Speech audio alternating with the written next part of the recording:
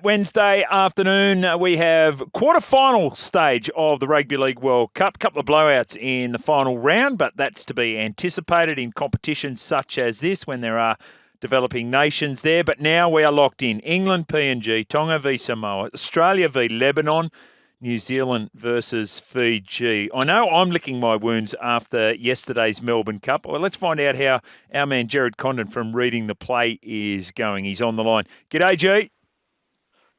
How are you, Jimmy? Yes, bleeding a little. I was all around the first four, but missed the horse that ran second. With a developing rain coming, I left it out and cost me dearly. But anyway, let's talk about football. That's right. They're all we put them down to learning experiences, I think is the way we ascribe them at the moment. First of all, let's talk about the 8 quarterfinalists. No real surprises there. Some of them coming in with different form and the way they've played through the pool games.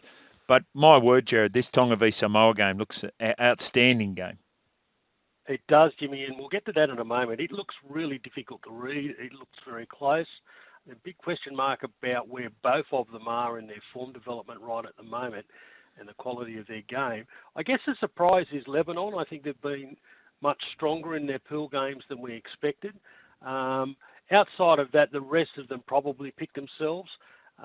England have probably been a little stronger than everybody expected, but I just think that form line's weak.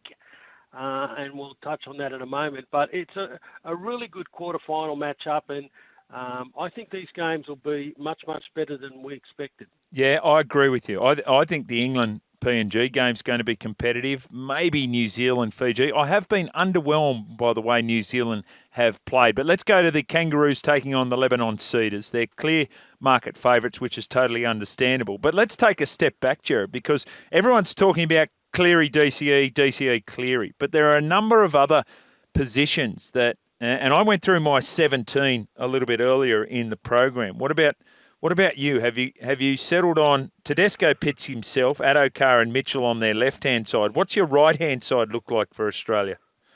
Well, that's the one side that's, I guess, been the point of discussion. I think that we'll probably see Whiten end up in the centres and Holmes on the wing. Whiten's form at origin level when at his best, as he was, let's go back to game one this year, as a standout. There's arguments around maybe making Holmes centre and bringing his teammate in on the wing, but I do think that ends up a much stronger combination.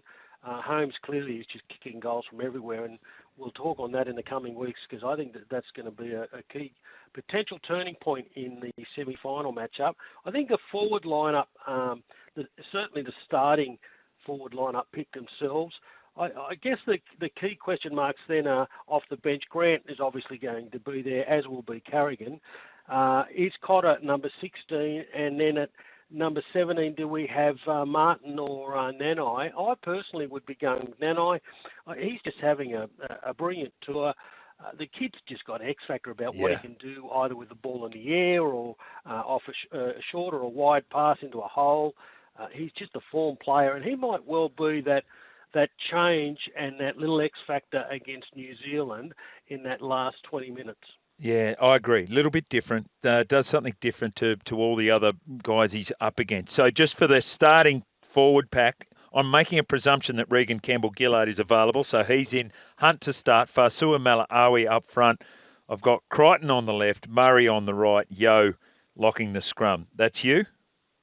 Yes, I'm similar to that, Jimmy. And then, you've got depth with Carrigan coming off the bench, Cotter clearly. You've also got backup with Collins.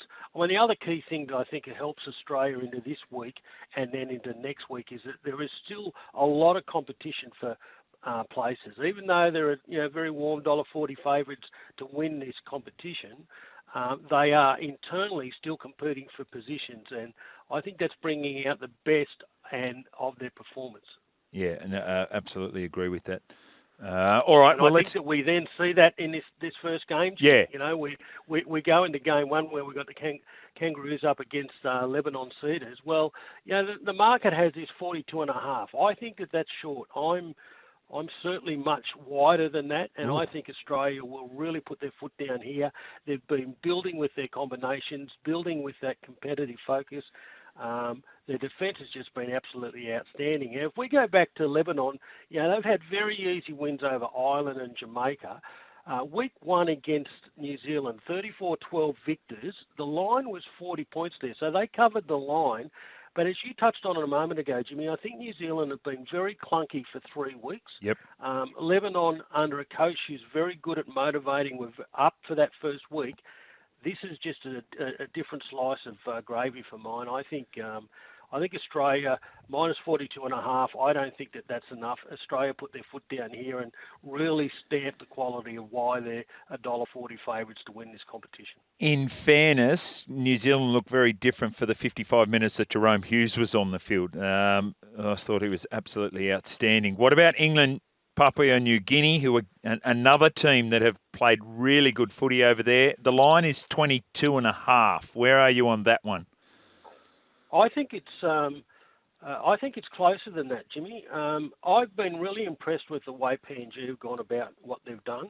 Now, they've had a 36-0 win over Wales, a 32-6 win over the Cook Islands, and in Game 1 they held Tonga to a 24-18 result and 2 very questionable decisions. That actually could have been a win for them. I think what's been very impressive has been their defence and their attitude. Yep. Against England, who have had a walk in the park in all 3 games. 60-6 over Samoa, a soft win over France, and then an even softer win over Greece. England are good. I'm just not sure that they're as good as possibly the English fans, and I think the markets are expecting. Now, the line is 22.5 here.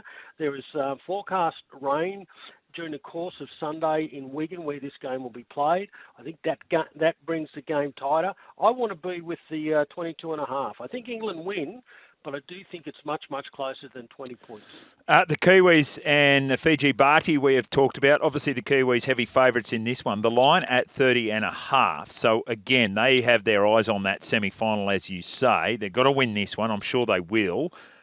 I would be very happy to take the minus 30.5 if they had a goal kicker that was an 8 out of 10, but they just don't have that. And I know Jerome Hughes changed the way the Kiwis played the other day, but that's such a significant point, even in this game when you're looking at the line, Gerard. I agree totally, Jimmy, and I think it may well end up costing them in key moments next week. New Zealand win line at 30 points. I personally think they probably cover it.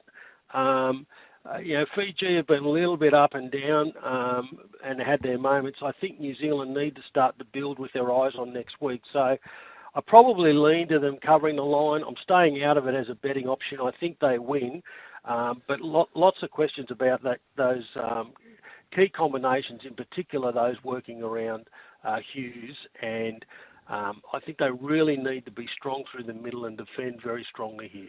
No JWH for them as well in that game. Monday morning, our time, it'll be Tonga up against Samoa. This is the really interesting one, the tightest one in the market. The line is minus 4.5 for Tonga. Taumalolo back and scored a couple of tries last week as well. How do you see this one, Gerard? Well, he's influential here, Jimmy. Now, going into this competition 4 weeks ago, I would have had Samoa probably 1.5 point warmer in my rating than Tonga. And now that's turned around that we go into this quarterfinal where we have Tonga as 4.5 point favourites. So there's the best part of about a 6 point turnaround in ratings that the markets are suggesting on wanting to dump on the Samoan form line and the improvement of Tonga. And now that we have Big Lolo back and playing, and gee, Jimmy, wasn't he just a beast in some of the highlights last weekend? I mean, there was one opportunity he had with the ball, and the guys to his left and right who were defenders basically just stood there and said, no, I think you can come through, big fella. I'm with Tonga. I just still think that they're off their peak, Jimmy, and they've been building. They were better last week. Samoa have bounced back with 2 very soft wins, but against really poor opponents.